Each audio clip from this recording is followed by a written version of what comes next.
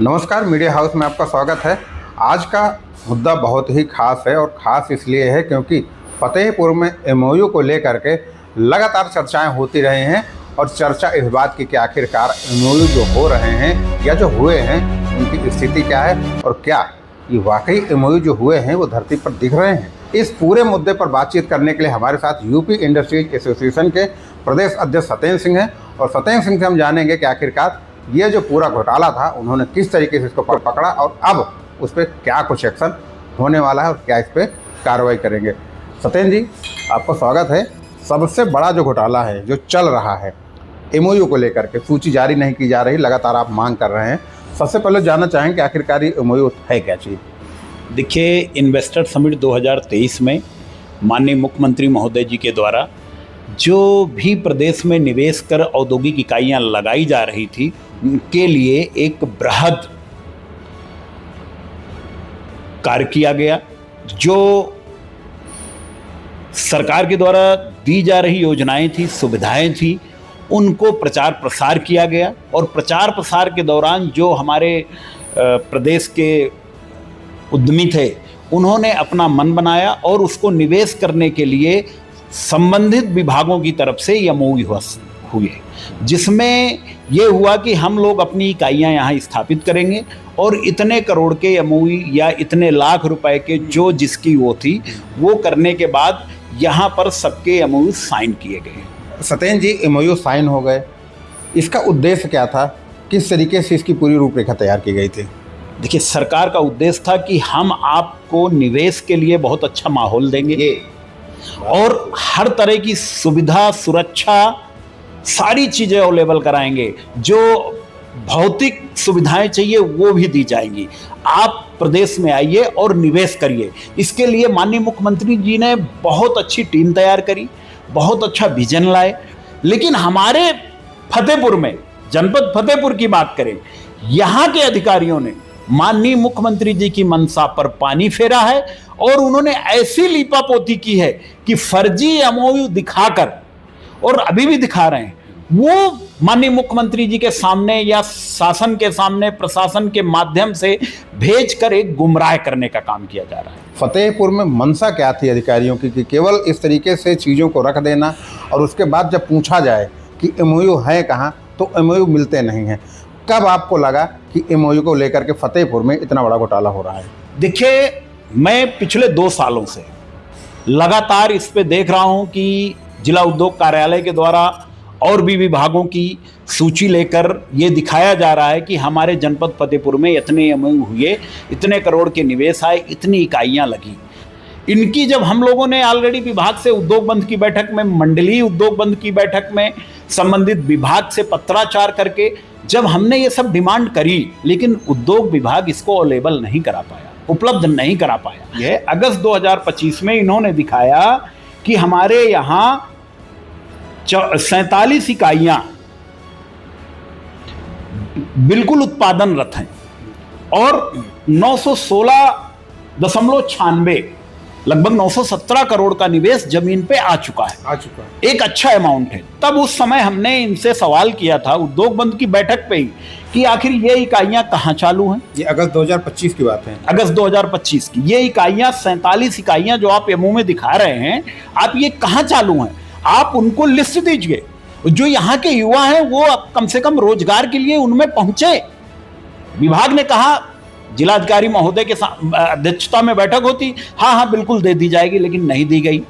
जब नहीं दी गई, इसके बाद मंडलीय बैठक हुई, हमने वहां भी ये मांग रखी कि विभाग दिखा रहा है कि इतने करोड़ का निवेश आ गया, वो निवेश है कहां?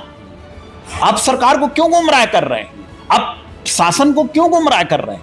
इसी के चलते अभी आपको हाल ही में बता दें कि ये अप्रैल में इन्होंने दिखाया, अप्रैल 2026 में दिखाया कि हमारे यहाँ कुल 133 एमओयू हुए, जिसमें से 62 एमओयू उत्पादनरत है। अब आप देखिए, 47 लगभग 15 इकाइयां अगले 8-9 महीने में चालू होती हैं और किसी को पता नहीं। ये निवेश की राशि बढ़ के 1286 करोड़ हो रही है। जो 917 करोड़ थी वो अप्रैल में 1286 करोड़ हो रही है। और वो इकाइयां है ही नहीं, कहीं दिख रही। आखिर 1286 करोड़ का एमओयू कहां गए? वो इकाइयां कहां हैं? क्या जमीन निकल गई, या आप ऑफिस में बैठ के केवल फिगरें चेंज कर रहे हैं? और आप कहीं की बात मत जानिए, अभी लेटेस्ट इस महीने में जो इन्होंने दिखाया है 66 एमओयू उत्पादनरत, आप समझिए अप्रैल में 62 दिखा रहे हैं, मई जून ये जून की बैठक का है, इसमें 62 से 66, मतलब एक महीने में 4 इकाई चालू होती हैं और निवेश की राशि जो बढ़ती है 1325 करोड़, मतलब 25, 15, 40 करोड़ रुपए का निवेश और जमीन पे आया। तो आखिर ये इकाइयां हैं कहां? ये जो आप दिखा रहे हो कि हमारे यहां पर ये 66 इकाइयां चालू हो गई, तो 66 इकाइयों की आप लिस्ट दीजिए ना। उन इकाइयों में आपके लगभग 1300 कुछ रुपए का करोड़ जो हो गया, 1316 करोड़ का, वो कहां है? अच्छा, कुछ नहीं है। सत्येंद्र जी, इस पे क्या विभाग मतलब क्यों ऐसा कर रहा है? उसको क्या लाभ इसमें मिल रहा है कि आप मांग रहे हैं और हम देंगे नहीं? अच्छा, इस मामले पे हमारी जब उपायुक्त उद्योग महोदय से बात हुई थी तो उन्होंने स्पष्ट मना कर दिया था कि हम इस पे कुछ नहीं बोलेंगे। मतलब समझिए कि एक अधिकारी जो जिले में बैठे हैं, उपायुक्त उद्योग स्तर के अधिकारी हैं, एक जिला स्तर का अधिकारी अगर ये कह दे कि हम इस पे कुछ नहीं बोलेंगे, अरे आप बोलेंगे क्यों नहीं? अगर आप नहीं बोलेंगे तो किससे पूछा जाएगा? और अगर आप बताने के लिए नहीं है, अरे इतना ये तो छोड़िए, उन्होंने हमारा नंबर तक ब्लॉक कर दिया।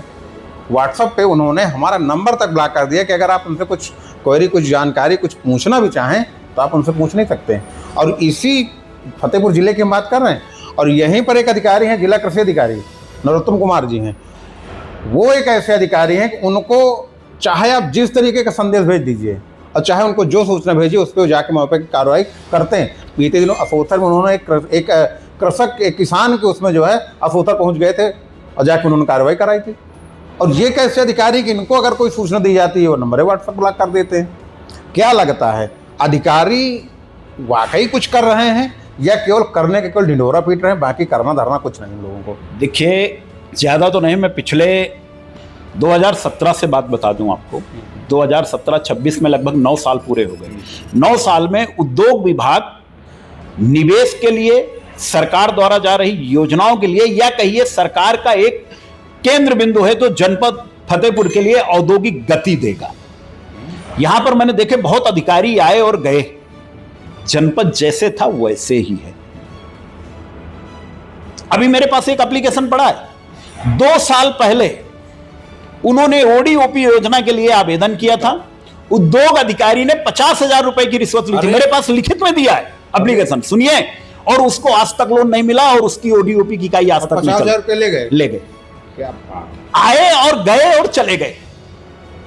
जिले की हालत यह है, मैं बता रहा हूं, एक एक योजनाओं की अगर सही से जांच हो जाए तो ये जितने 7 साल में अधिकारी आए हैं सबके सब सस्पेंड हो जाएंगे। सरकार में कोई कमी नहीं है।